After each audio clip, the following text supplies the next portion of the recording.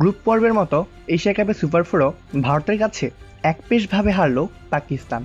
এবারও ভারত জিতেছে 7 উইকেটে। এক সপ্তাহের মাথায় ভারতের কাছে যা পাকিস্তান ক্রিকেট দলের দ্বিতীয় পরাজয়। ব্যাট হাতে দিন পাকিস্তান ব্যাটাররা ভালো করলেও সুবিধা করতে পারেনি পাকিস্তান বোলাররা। দুবাই আন্তর্জাতিক ক্রিকেট স্টেডিয়ামে টস জিতে প্রথমে ফিল্ডিংয়ের সিদ্ধান্ত নেন ভারতীয় অধিনায়ক সূর্যকুমার যাদব।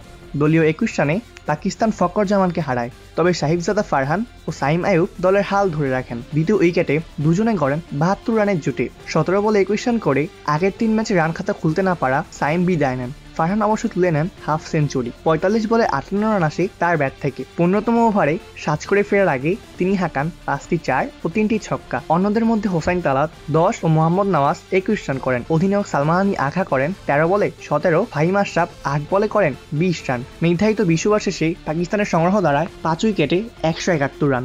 ভারতের পক্ষে শিবাম দুবে শিকার করেন জোড়া উইকেট। জবাব দিতে নেমে ভারতের উদ্বোধনী জুটি পায় স্বপ্নের মতো শুরু।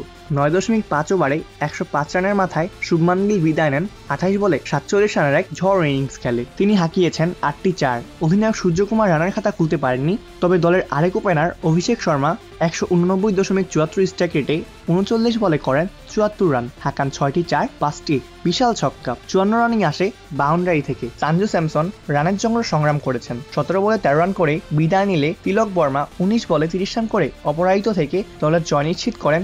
7 বল বাকি থাকতেই 7 রান করে অপরাজিত থাকেন অলরাউন্ডার হার্দিক পান্ডিয়া। পাকিস্তানের পক্ষে হারিস রৌফ পান 2 উইকেট। এছাড়া সব বলারই ছিলেন প্রায় বলতে গেলে সাবলীল এবং রান মেশিনের মতোই। অপূর্ব দাস, প্লে ফার্স্ট নিউজ।